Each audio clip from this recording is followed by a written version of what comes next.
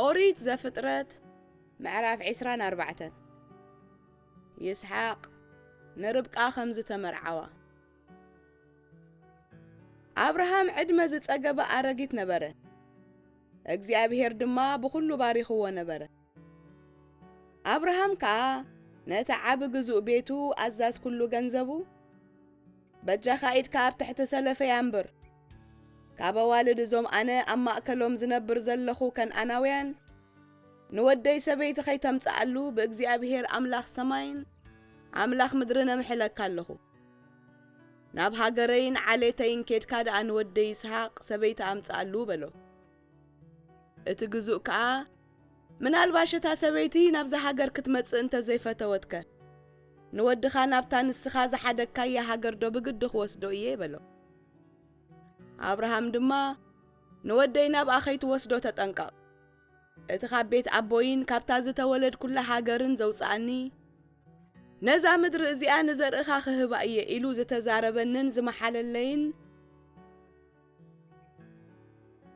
እግዚአብሔር አምላኽ ሰማይ ንሱ መልአኹ ቀቅድሜኻ ክልእኽ እዩ ካብኡ ድማ ንወደይ ሰበይቲ ኸተምጻኣሉ ኢኻ እታ ሰበይቲ ምሳኻ ክትመጽእ እንተ ዘይፈተወት ግና ሓንትስ ንወደይ ደኣ ናብኡ ኣይትውሰዶ እምበር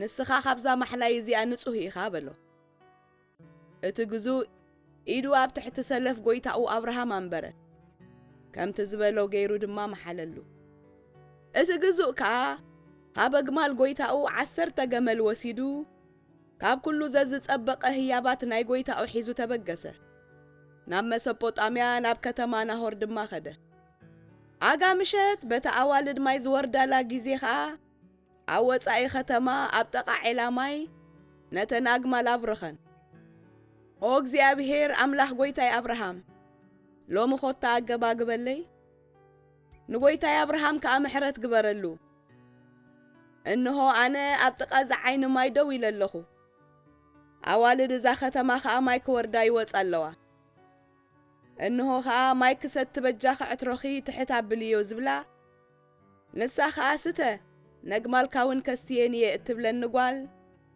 ንሳኒ ይስሐቅ ባርያኻ ዝመደብካያ ትኹን ንጐይታይ ምሕረት ከም ዝገበርካሉ ከዓ በዚ ክፈልጥ እየ እናበለ ድማ ጸለየ ገና ጸሎቱ ኸይወድአ ድማ እነሃ ርብቃ ዕትሮኣ ኣብ መንኩባ ጸይራ ወጸት ንሳ ጓል ቤቱኤል ወዲ ሚልካ ሰበይቲ ናሆር ሓዊ አብርሃም እያ እታ ጓል ኣዝያ ውቅብቲ ሰብኣይ ዘይገሰሳ ድንግል ነበረት ናብታ ዓይኒ ማይ ወሪዳ ከዓ ዕትሮኣ መሊኣ ደየበት እቲ ግዙእ ድማ ጐዩ ተቐባቢሉ ካብ ዕትሮ ኽግዳ ሒደት ማያስቲኒ በላ ንሳ ከዓ ጐይታይ ስተ ኢላ ቐልጢፋ ዕትሮኣ ናብ ኢዳ ኣውሪዳ ኣስተየቶ ምስ ኣስተየቶ ድማ ነግማልካ እውን ክሳብ ዝኣኽለን ክሰትያ ክቐድሓለን እየ በለቶ ቀልጢፋ ከዓ ዕትሮኣ ናብ ጋብላ ኣዕሪቓ ማይ ክትቀድሕ መሊሳ ናብ ዒላ ጐየየት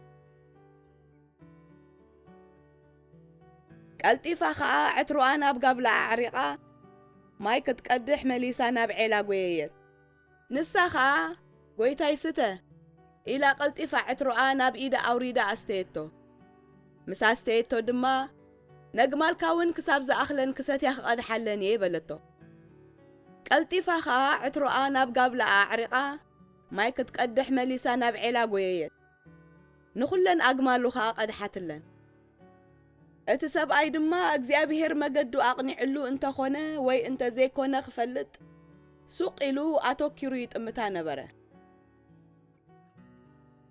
እተን ኣግማል ሰትየን ምስ ኣእከላ እቲ ሰብኣይ 5 ፈረቓን ግራም ዝሚዛኑ ቀለቤት ወርቂ ኣብ ኣፍንጫኣ 110 ግራም ዝሚዛኑ 2 ኣምባር ወርቂ ድማ ኣብ እዳዋ ገበረላ ጓልመን ኢኺ በጃኺ ንገርኒ ኣብ ቤት ኣቦኽኸ እናሓድረሉ ስፍራ ደሎ እናበላ ሓተታ ንሳ ከዓ ኣነ ጓል ቤቱኤል እየ ቤቱኤል ከዓ ሚልካ ካብ ናሆር ዝወለደቶ እዩ ኢላ መለሰትሉ ኣስዒባ ከዓ ብዙሕ ሓሰርን ድርቋን ንምሕደር ድማ ስፍራ ኣሎና በለቶ እቲ ሰብኣይ ድማ ፍግም ኢሉ ንእግዚአብሔር ሰገደ እቲ ምሕረቱን እምነቱን ካብ ጎይታይ ዘይቋረጸ እግዚአብሔር ኣምላኽ ጎይታይ አብርሃም ይመስገን።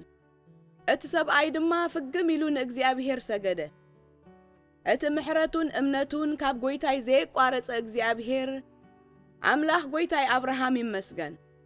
ናይ ከዓ እግዚአብሔር ናብ ቤት ኣሕዋት ጎይታይ መርሓኒ እውን በለ። እታ ጓል ከዓ ናብ ቤት ኣዲኣ ጎየየት። እቲ ዝኾነ ነገር ከዓ ነገረት። ርብቃ ላባ ዝስሙ ሓው ነበራ።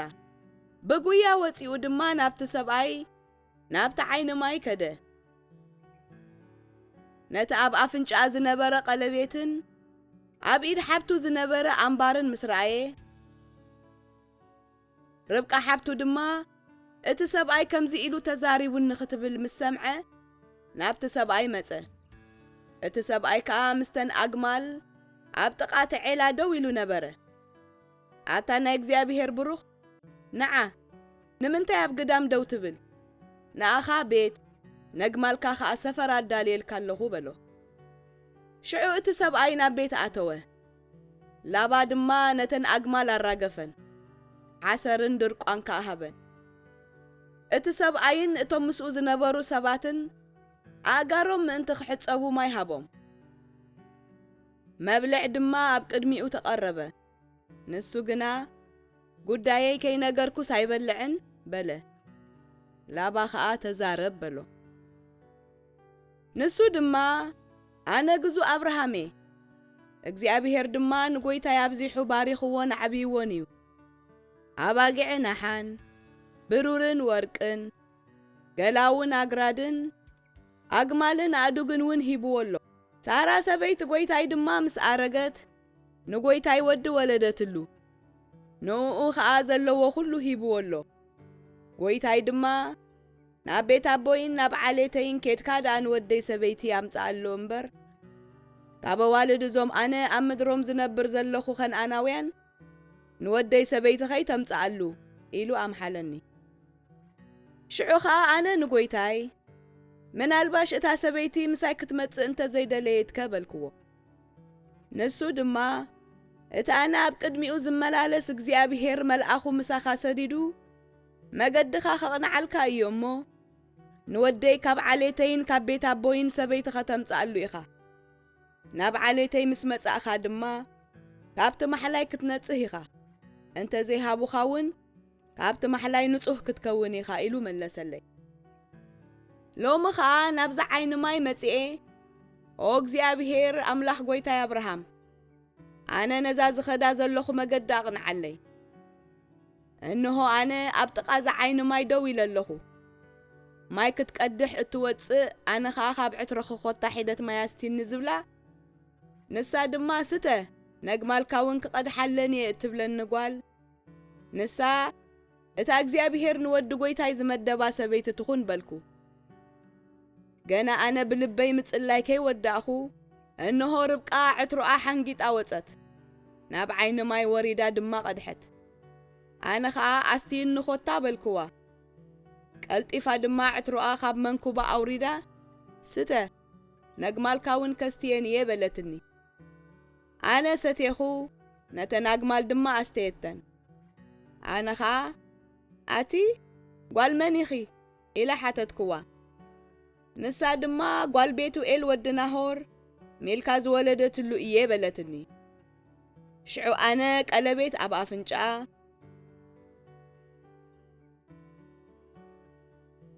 ኣምባር ከዓ ኣብ ኣእዳዋ ገበርኩላ። ፍግም ኢለ ድማ ንእግዚአብሔር ሰገድኩሉ።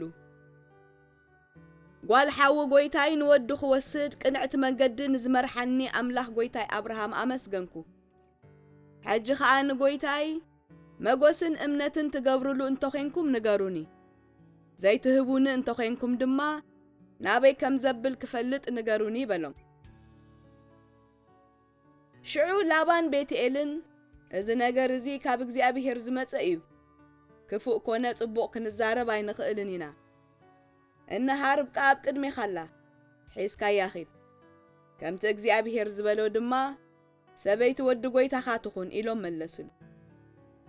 እቲ ግዙ አብርሃም ድማ ዘረባኦም ምስ ሰምዐ ኣብ ምድሪ ተደፊኡ ንእግዚአብሔር ሰገደ። ድሕርዚ እቲ ግዙእ ስልማት ብሩርን ወርቅን ክዳውንትን ኣውፂኡ ንርብቃ ሃባ ንሓዋን ነዲኣን ድማ ክቡር ህያብ ሃቦም